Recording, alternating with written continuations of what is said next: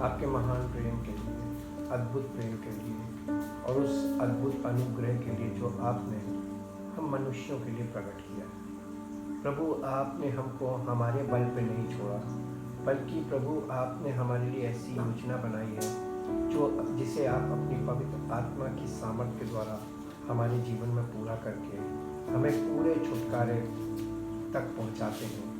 और पूर्ण छुटकारा ही उद्धार कहलाता है। हमें पूर्ण छुटकारा देते हैं ताकि हमारा जीवन सिर्फ और सिर्फ आप ही की महिमा का कारण बने और हमारे जीवन से आपकी महिमा ऐसी प्रकट हो कि सारा आदर, सारी महिमा आपको मिले। धन्यवाद करते हैं आपके पवित्र वचनों के लिए, जो पवित्र आत्मा की रोशनी में अगर हम पढ़ते हैं, देखते हैं, सुनते हैं तो हमारे जीवन में उसकी सामर्थ्य प्रकट होती है और उसके फल हमारे जीवन में प्रकट होते हैं और आपकी महिमा होती है। चाहते हैं प्रभु, इससे पहले कि हम आपके वचन को खोलें और पवित्र आत्मा की रोशनी में उसको पढ़ें, बोलें और सुने, आपकी पवित्र सामर्थ्य सुनने वालों पर, बोलने वाले पर और प्रभु ऐसी हो कि आपकी इच्छा इन वचनों में होकर पूरी हो और आपकी महिमा प्रकट हो। सारा आदर, सारी महिमा को इस प्रार्थना को आपके इकलौते पुत्र प्रभु यीशु मसीह के नाम से मांगते हैं, आमीन।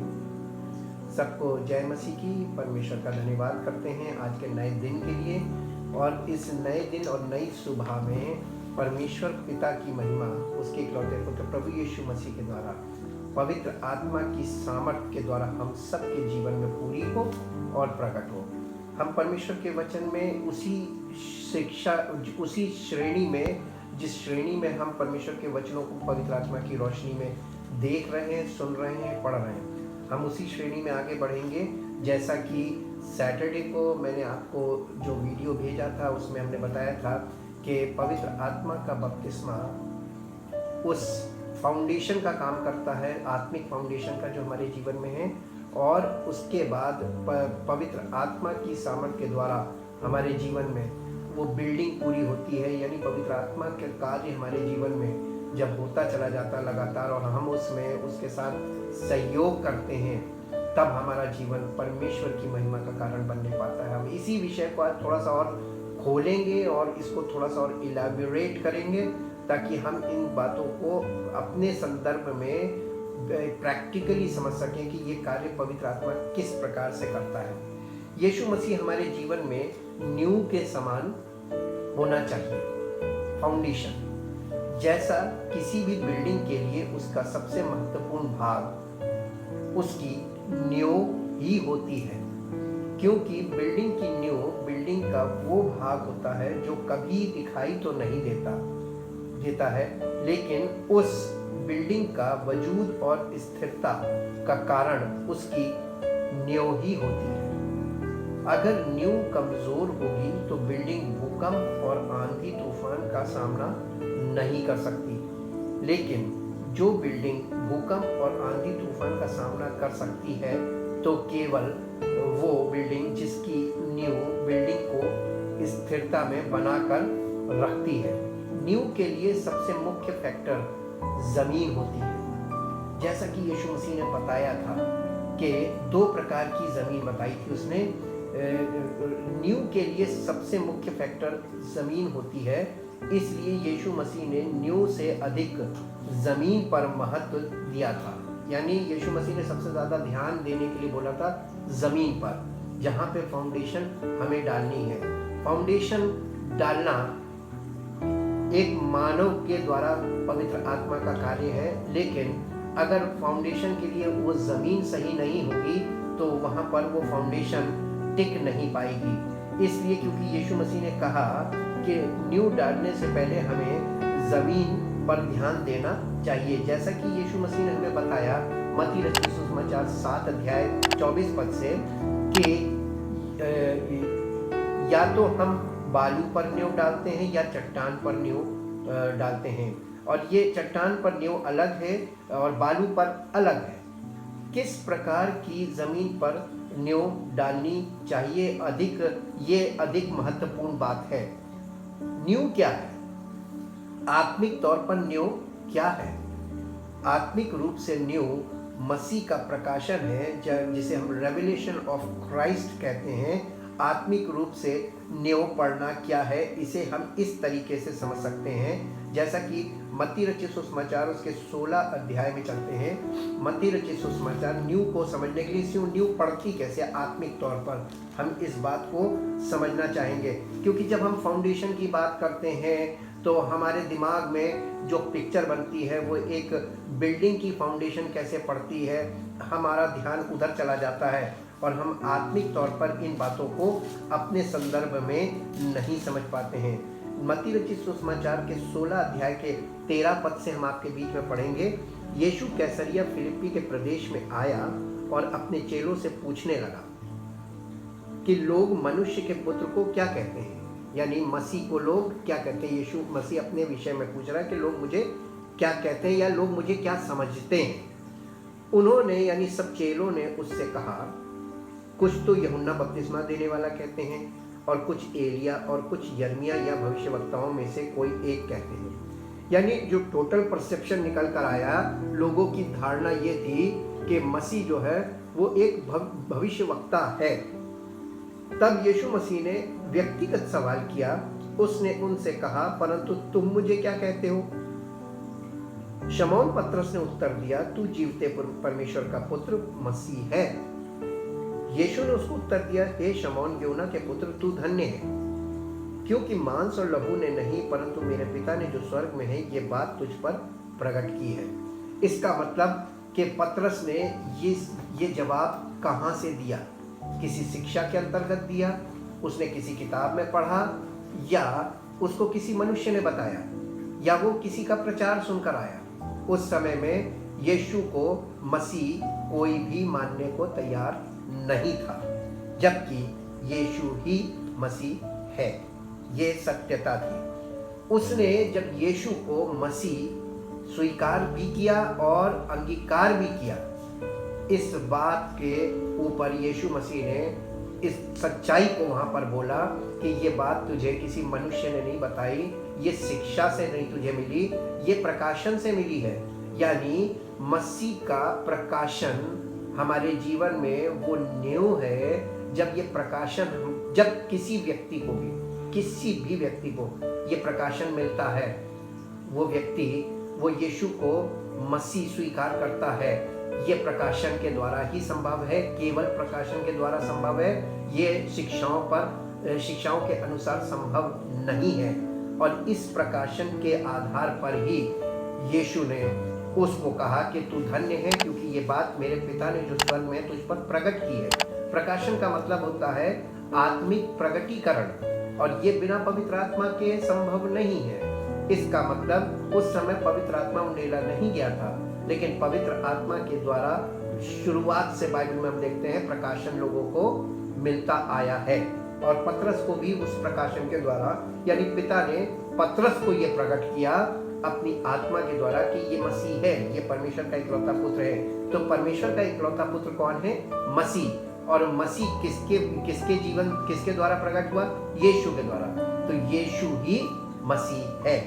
इस बात को हम इस तरीके से समझते हैं, और यही हमारे जीवन की ये प्रकाशन कि यीशु ही मसीह है, ये प्रकाशन हमारे जीवन में आत्मिक तौर पर वो फाउंडेशन है। जिसके जीवन में ये फाउंडेशन है, उसके जीवन में पवित्र आत्मा की सामर्थ्य प्रकट होती है। इसलिए यहाँ यीशु मसीह का प्रश्न था कि लोग यीशु मसीह को क्या समझते हैं। चेलों ने लोगों को परसेप्शन या धारणा मसीह को लेकर क्या है वो बताया कि लोग मसीह को केवल एक भविष्यवक्ता समझते थे, और ये बिल्कुल सत्य, ऐसा लिखा भी है।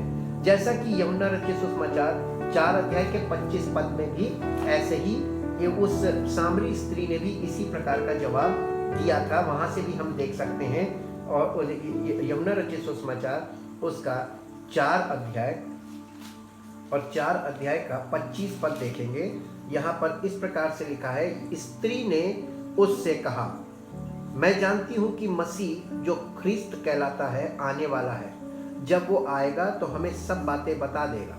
यानी वो भविष्यवक्ता होगा, वो भी मसीह को, यानी पुराने ज़माने में जितने भी लोग जो भविष्यवाणियों को पढ़ते थे, इजरायली लोग थे, वो मसीह को केवल एक भविष्यवक्ता के रूप में देखते थे, परमेश्वर के पुत्र के रूप में नहीं।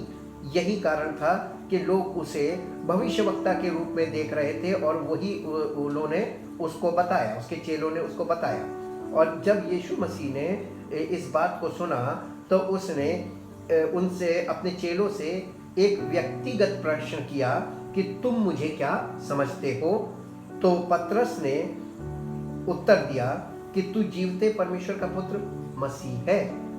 अर्थात जो मसीह को पहचान ले कि मसीह जीवते परमेश्वर का पुत्र है, उसमें आत्मिक पहचान, उसके अंदर आत्मिक पहचानने के लिए, आत्मिक तौर पर उसने परमेश्वर के पुत्र को पहचान लिया है कि मसीह जीवते परमेश्वर का पुत्र है, उसके जीवन में आत्मिक रूप से नींव पड़ गई। लेकिन जैसे पतरस ने 3 बार यीशु का इनकार किया था कि मैं यीशु को नहीं जानता, लेकिन चूंकि नींव पड़ी थी और वो नींव उसे संभाल रही थी, इसलिए उसी पतरस ने पवित्र आत्मा के उतरने पर, जो पेंतेकुस्त के दिन उतरा था, यीशु मसीह की गवाही भी दी।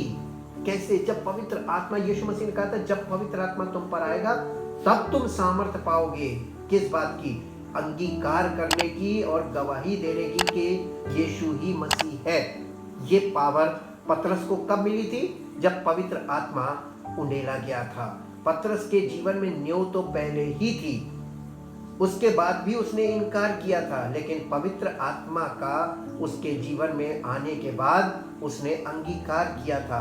और हम इन बातों को 2 भागों में देखते हैं, क्योंकि चारों गॉस्पेल में पतरस के विषय में कि उसने यीशु मसीह का अंगीकार किया, लेकिन मत्ती रचित सुसमाचार में पतरस का अंगीकार कि वो मसीह है पहचानना, वो तो प्रकाशन पहले ही उसको मिल चुका था। उसके बावजूद उसने अंगीकार किया और उसके बावजूद उसने इनकार भी किया।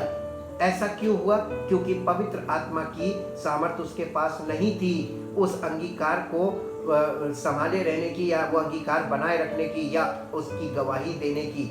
इसलिए डर काम कर रहा था। यहाँ पर प्रेरितों के काम 2 अध्याय उसके 22 पद से पढ़ेंगे। यहाँ पर पतरस, जिस पतरस ने 3 बार इनकार किया था, उसी पतरस ने यीशु मसीह का अंगीकार पवित्र आत्मा की सामर्थ्य के द्वारा कैसे किया, वो हम देखेंगे। प्रेरितों के काम 2 अध्याय उसके 22 पद से। हे इजराइलियों, ये बातें सुनो। यीशु नासरी एक मनुष्य था जिसका परमेश्वर की ओर से होने का प्रमाण उन सामर्थ्य के कामों और आश्चर्य कामों और चिन्हों से प्रकट है जो परमेश्वर ने तुम्हारे बीच उसके द्वारा कर दिखाए, जिसे तुम आप ही जानते हो। उसी यीशु को जो परमेश्वर की ठहराई हुई योजना और पूर्व ज्ञान के अनुसार पकड़वाया गया, तुमने अधर्मियों के हाथ से क्रूस पर चढ़वाकर मार डाला, परंतु उसी को परमेश्वर ने मृत्यु के बंधनों से छुड़ाकर जिलाया, क्योंकि ये अनहोना था कि वो उसके वश में रहता है, यानी मृत्यु के वश में रहता है। कौन बोल रहा है? ये पतरस बोल रहा है। पवित्र आत्मा की सामर्थ्य में होकर बोल रहा है। अब पवित्र आत्मा ने उसको मसीह के प्रकाशन की, जिसने उसको मसीह के प्रकाशन दिया था, उसी ने उसको मसीह के पुनरुत्थान पर सामर्थ्य दी पवित्र आत्मा के द्वारा, ताकि वो उसका अंगीकार भी करे और इस बात की गवाही दे कि वही मसीह है। क्योंकि दाऊद उसके विषय में कहता है, मैं प्रभु को सर्वदा अपने सामने देखता रहा, क्योंकि वो मेरी दाहिनी ओर है, ताकि मैं डिग ना जाऊं। इसी कारण मेरा मन आनंदित हुआ और मेरी जीभ मगन हुई, वरन मेरा शरीर भी आशा में बना रहेगा, क्योंकि तू मेरे प्राणों को अधोलोक में ना छोड़ेगा और ना अपने पवित्र जन को सड़ने ही देगा। तूने मुझे जीवन का मार्ग बताया है, तूने मुझे अपने दर्शन के द्वारा आनंद से भर देगा। हे भाइयों, मैं कुलपति दाऊद के विषय में तुमसे साहस के साथ कह सकता हूँ कि वो तो मर गया और गाड़ा भी गया, और उसकी कब्र आज तक हमारे यहाँ विद्यमान है। ये साहस उसको कहाँ से मिल रहा है? यही साहस तो पवित्र आत्मा की ओर से मिल रहा है। जिस साहस से वो बोल रहा है, वो भविष्यवक्ता था। वो जानता था कि परमेश्वर ने मुझसे शपथ खाई है कि मैं तेरे वंश में से एक व्यक्ति को तेरे सिंहासन पर बैठाऊंगा। उसने होने वाली बात को पहले ही से देखकर मसीह के जी उठने के विषय में भविष्यवाणी की कि ना तो उसका प्राण अधोलोक में छोड़ा गया और ना उसकी देह सड़ने पाई। इसी यीशु को परमेश्वर ने जिलाया, जिसके हम सब गवाह हैं। इस प्रकार परमेश्वर के दाहिने हाथ से सर्वोच्च पद पाकर और पिता से वो पवित्र आत्मा प्राप्त करके जिसकी प्रतिज्ञा की गई थी उसने ये उंडेल दिया है जो तुम देखते और सुनते हो। क्योंकि दाऊद तो स्वर्ग पर नहीं चढ़ा, परंतु वो आप कहता है, प्रभु ने मेरे प्रभु से कहा, मेरे दाहिने बैठ, जब तक कि मैं तेरे बैरियों को तेरे पांव के तले की चौकी ना कर दूं। अतः अब इजराइल का सारा घराना निश्चित रूप से जान ले कि परमेश्वर ने उसी यीशु को जिसे तुमने क्रूस पर चढ़ाया प्रभु भी ठहराया और मसीह भी ठहराया। यहाँ पर ये बात कौन बोल रहा है? ये वही पतरस है जिसने 3 बार इनकार किया था। ये वही पतरस है जिसने मसीह का प्रकाशन पा लिया था, उसके बाद 3 बार इनकार किया था। उसके जीवन में फाउंडेशन तो थी, लेकिन उसके जीवन में रद्दे नहीं थे। उसके जीवन में चूंकि पवित्र आत्मा नहीं आया था तो रद्दे नहीं लगे थे, और इसलिए वो अंगीकार नहीं कर सकता था और गवाही नहीं दे सकता था। गवाही तब दी जाती है जब पवित्र आत्मा हमें गवाह के रूप में सामर्थ्य देता है। इसी के साथ साथ इसी पतरस ने पत्री लिखी, दूसरा पतरस उसका पहला अध्याय। पतरस की पत्री में चलते हैं, पतरस की दूसरी पत्री और उसके पहले अध्याय के 16 पद से देखते हैं कि यहाँ पर हेडिंग है मसीह की महिमा के आंखों देखे गवाह, आई विटनेस। उस आई विटनेस में पतरस था। पतरस, क्योंकि जब हमने तुम्हें अपने प्रभु यीशु मसीह की सामर्थ का और आगमन का समाचार दिया था तो वो चतुराई से गढ़ी हुई कहानियों का अनुकरण नहीं था। सबसे पहली बात, मसीह का सुसमाचार जो है वो चतुराई से गढ़ी हुई कहानियों पर आधारित नहीं है, शिक्षाओं पर आधारित नहीं है, और वो परमेश्वर की आत्मा की सामर्थ्य के द्वारा प्रकाशन पर आधारित है। और इसीलिए उसने इन बातों का यहाँ पर वर्णन किया। आप ही क्यों लिखा है, गढ़ी हुई कहानियों का अनुकरण नहीं था, वरन हमने आप ही उसके प्रताप को देखा था। यानी ये आई विटनेस है, इसने मसीह को देखा, प्रकाशन के द्वारा भी देखा और उसकी मृत्यु और पुनरुत्थान का गवाह भी बना। क्योंकि जब उसने परमेश्वर पिता से आदर और महिमा पाई और उस प्रताप में महिमा में से ये वाणी आई, ये मेरा प्रिय पुत्र है जिससे मैं प्रसन्न हूँ, तब हम उसके साथ पवित्र पहाड़ पर थे और स्वर्ग से ये वाणी आते सुनी।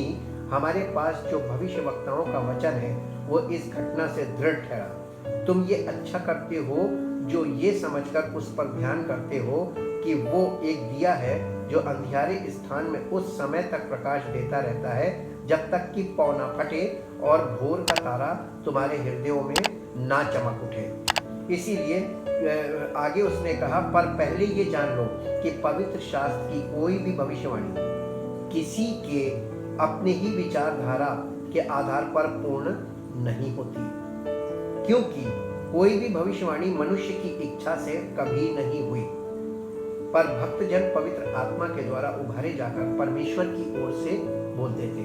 भविष्यवाणी का मतलब क्या है? परमेश्वर की आत्मा के द्वारा परमेश्वर की बातों को बोलना, जो परमेश्वर चाहता है उसी को भविष्यवाणी कहते हैं। इसी के साथ साथ हम पहला यूहन्ना 4 अध्याय का 2 पद देखेंगे। पहला यूहन्ना उसका 4 अध्याय और उसका 2 पद यहाँ पर इस प्रकार से लिखा हुआ है, परमेश्वर का आत्मा यानी पवित्र आत्मा तुम इस रीति से पहचान सकते हो, जो आत्मा मान लेती है कि यीशु मसीह शरीर में होकर आया है वो परमेश्वर की ओर से है। जो व्यक्ति यीशु को मसीह मान लेता है ये बिना प्रकाशन के असंभव है। इसीलिए हम आगे देखते हैं, पतरस के अलावा हम पौलुस को भी देखते हैं। ये पतरस और पौलुस ये 2 व्यक्ति ऐसे हैं। पतरस जो था उसको सुसमाचार दिया गया था, और यानी उसको प्रकाशन दिया गया था उस समय के यहूदी लोगों के लिए या खतने वालों के लिए कि उनको सुसमाचार सुनाए, और पौलुस को परमेश्वर ने सुसमाचार का प्रकाशन दिया था अन्य जातियों के लिए, ताकि वो अन्य जातियों को इस प्रकाशन को पहुंचाए। और ये दोनों अलग अलग ग्रुप के लिए थे, क्योंकि परमेश्वर की दृष्टि में धरती पर समस्त मानव जाति 2 भाग में है, खतने वाले और खतना रहित, और उसी के अनुसार दोनों के लिए अलग अलग व्यक्ति चुने गए थे, जिसमें पतरस जो था वो खतने वालों के लिए था और पौलुस जो था वो खतना रहितों के लिए था, यानी अन्य जातियों के लिए। और हम आगे देखते हैं कि सुसमाचार ही परमेश्वर के पुत्र मसीह का प्रकाशन है। ये कोई सिद्धांत या शिक्षा नहीं है, जैसा कि पौलुस ने स्वयं बताया।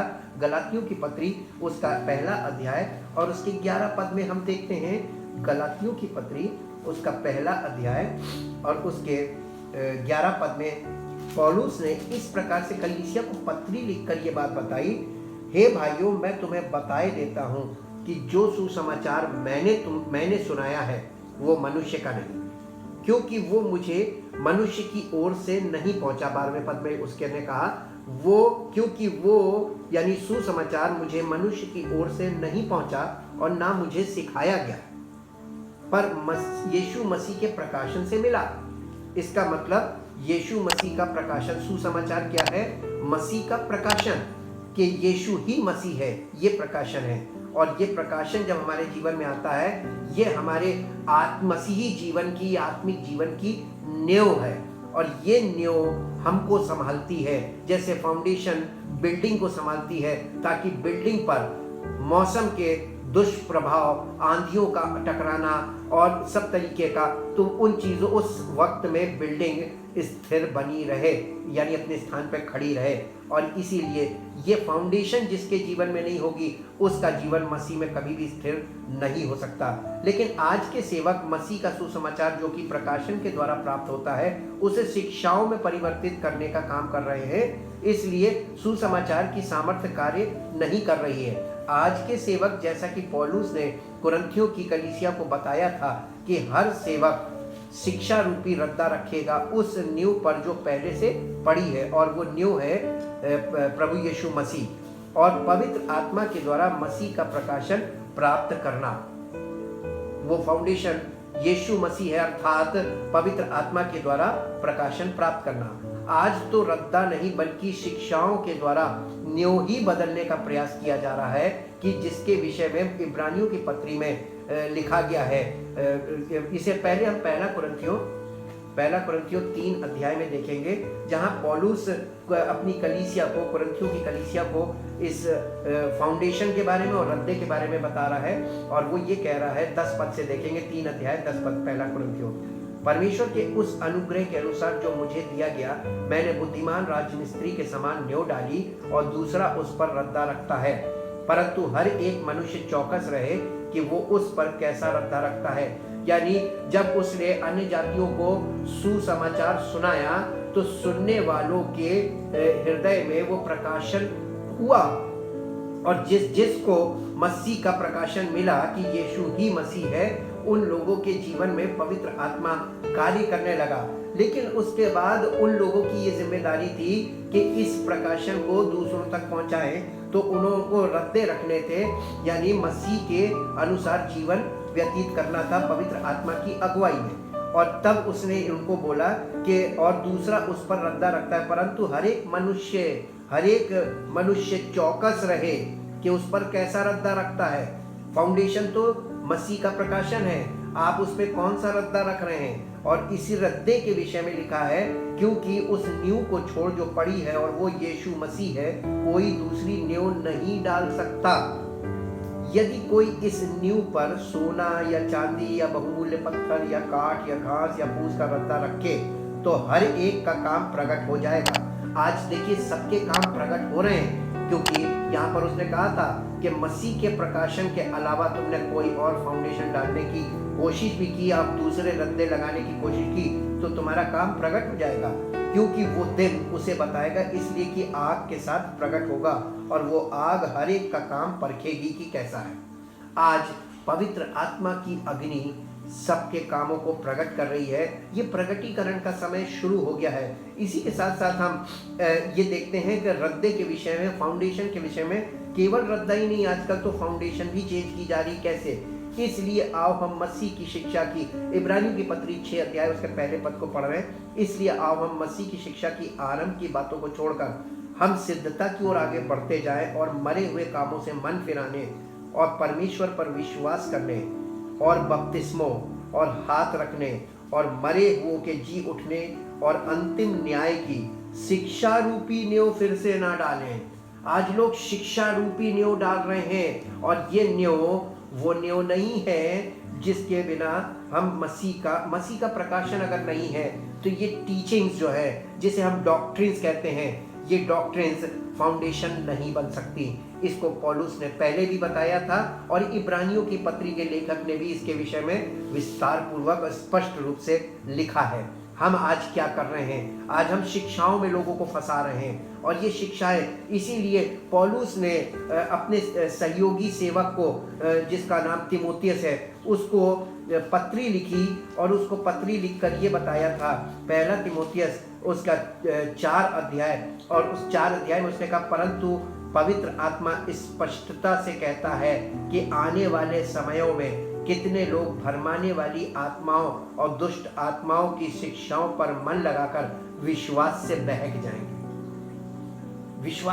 जाएंगे। और आज ये चीज प्रकट है, और इसीलिए यूहन्ना ने जब पत्री लिखी, पहला यूहन्ना उसका 4 अध्याय, उसने यहाँ पर एक ऐसी बात लिखी जिसे आज भी लोग समझ तो नहीं पाते हैं, लेकिन समझने का प्रयास अपने अपने तरीके से करते हैं। यहाँ 4 अध्याय के पहले पद में कहा, हे प्रियो, हर एक आत्मा की प्रतीति न करो, वरन आत्माओं को परखो कि वे परमेश्वर की ओर से है कि नहीं, क्योंकि बहुत से झूठे भविष्यवक्ता जगत में निकल खड़े हुए हैं। परमेश्वर का आत्मा तुम इस रीति से पहचान सकते हो, जो आत्मा मान लेती है कि यीशु मसीह शरीर में होकर आया, वो परमेश्वर की ओर से है। यानी जो व्यक्ति ये मान ले कि यीशु ही मसीह है, वो परमेश्वर की ओर से है। यानी यीशु ही मसीह है, इस बात को मानना, यानी इसका मतलब ऐसे आप इंग्लिश में जब देखेंगे तब इसको और क्लियर होगा, Jesus is Christ means the anointed one. यानी यीशु ही मसीह है का मतलब यीशु ही अभिषिक्त है, केवल एक अकेला, और उसका अभिषेक हमें प्राप्त होता है पवित्र आत्मा के द्वारा, और हमारे ऊपर कोई अभिषेक नहीं है। पवित्र आत्मा का अभिषेक हमारे जीवन में काम करता है, और वो हमें मसीह के ताबे लेके जाता है, ताकि हमारा जीवन मसीह के वश में हो, ना कि अशिक्षाओं के वश में। और ये प्रकाशन हमारे जीवन में जब आता है, ये फाउंडेशन है, और वहां से पवित्र आत्मा हमारे जीवन में रद्दा रखने का काम करता है। हम परमेश्वर का बहुत धन्यवाद करते हैं, उसके पवित्र आत्मा का प्रकाश जो है वो हमारे आत्मिक जीवन को प्रकाशित करने का काम करता है। हमारा जीवन प्रकाश, हमारे जीवन में आत्मा का प्रकाश होना चाहिए, और आत्मा का प्रकाश इस बात का प्रमाण है कि मसीह हमारे अंदर है, और अगर मसीह हमारे अंदर है तो उसकी सामर्थ्य हमारे जीवन में भी प्रकट होती है और हमारे जीवन से भी प्रकट होती है, और हम वो करते हैं जो वो चाहता है। हम वो नहीं करते जो हम चाहते हैं, बल्कि वो करते हैं जो वो प्लान करके बैठा है। यीशु मसीह ने योजनाएं बना रखी हैं, हमको क्या करना है मालूम है? पवित्र आत्मा के अधीन रहना है, ताकि पवित्र आत्मा मसीह की योजनाओं को हमारे जीवन में पूरा करे, और हमारे जीवन से भी पूरा करे, और हमारा जीवन उसकी महिमा में आगे बढ़े, और हम उसकी महिमा का कारण बने। आइए अपने आप को समर्पित करें, और कल हम इसके आगे देखेंगे रद्दा रखने के ऊपर, के रद्दे के विषय में क्या सच्चाई है, और हमारे संदर्भ में वो बात कैसे पूरी हो सकती है। परमपिता परमेश्वर, हम आपका दिल से धन्यवाद करते हैं आपके पवित्र वचनों के लिए जो स्पष्ट है, और पवित्र आत्मा के लिए जिसके द्वारा हमें प्रकाश मिलता है, आत्मा का प्रकाश, तब ये बातें हमको स्पष्ट होने लगती हैं, और केवल स्पष्ट नहीं होती हैं, ये हमारे हृदय पर लिख जाती हैं, और हमारे हृदय पर लिख जाती हैं, और हमारे जीवन में पूरी होने लगती हैं। हम आपका धन्यवाद करते हैं, आपकी योजनाएं हम सब के जीवन में पूरी हो, और आपकी महिमा हम सब के जीवन से प्रकट हो, जो आपके इकलौते पुत्र प्रभु यीशु मसीह के सुसमाचार का प्रकाशन हमारे जीवन में प्रकट हो, और उसकी सामर्थ्य के द्वारा हमारे जीवन में उद्धार का कार्य शुरू हो, और पवित्र आत्मा के द्वारा वो कार्य हमारे जीवन में पूर्ण हो, और आपकी महिमा प्रकट हो, और सारा आदर सारी महिमा आप ही को मिले, क्योंकि आप ही इस योग हैं। इस धन्यवाद के साथ इस प्रार्थना को आपके इकलौते पुत्र प्रभु यीशु मसीह के नाम से मांगते हैं, आमीन। परमेश्वर आपको आशीष दे, और अपनी पवित्र आत्मा की अगुवाई में चलने में आपकी सहायता करें। Praise the Lord.